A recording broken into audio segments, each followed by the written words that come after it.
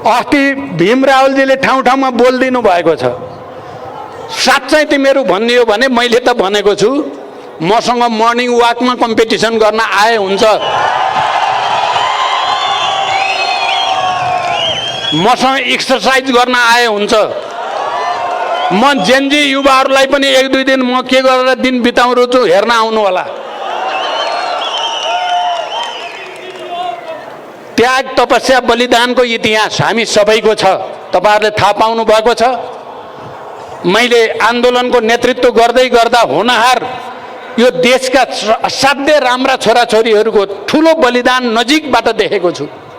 मैले आफ्नै घर परिवारभित्र छोराको, छोरीको, श्रीमतीको हृदय विदारक मृत्युहरू देखेको छु। तर पनि म यो राष्ट्रको निम्ति र जनताको निम्ति अन्तिम साससम्म लडिराख्छु भनेर हिँडेको छु। अन्तिम साससम्म लडिराख्छु।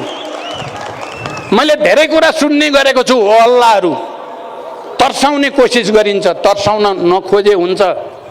हामी हिजो पनि मृत्यु वरण गरेर अगाडि बढेको हो, जरुर पर्यो भने फेरि पनि बलिदान गर्न तयार। तर प्रतिक्रियावादीहरूका धम्की जालझेल बुझेका छौँ हामीले। तिमीहरू के तयारी गर्दैछौ भन्ने कुरा पनि हामीलाई थाहा छ। हामीलाई नेपाली जनताप्रति विश्वास छ, नेपालप्रति विश्वास छ।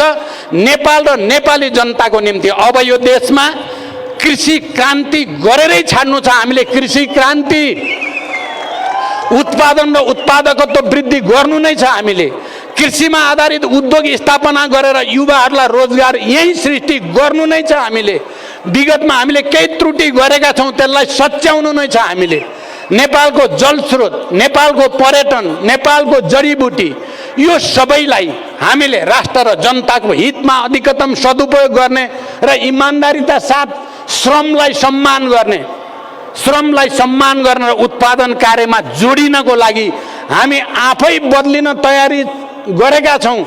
म सम्पूर्ण नेपाली जनतालाई एकचोटि गहिरो गरी हाम्रो अपिललाई विचार गरिदिन।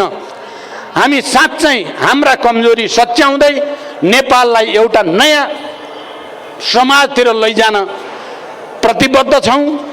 यो प्रतिबद्धतालाई तपाईहरुले सहयोग गर्नुभयो भने मलाई विश्वास छ आउने निर्वाचनमा हामीले जित्छ कि भन्ने डरले नेपाली कम्युनिस्ट पार्टी त 16 वटा एक ठाउँमा भइसके, भयभरका नेताहरू एक ठाउँमा भइसके, देशभरि जनताको उभार देखियो भनेपछि आत्तिएर चुनाव बिथोल्न लागेका छन्।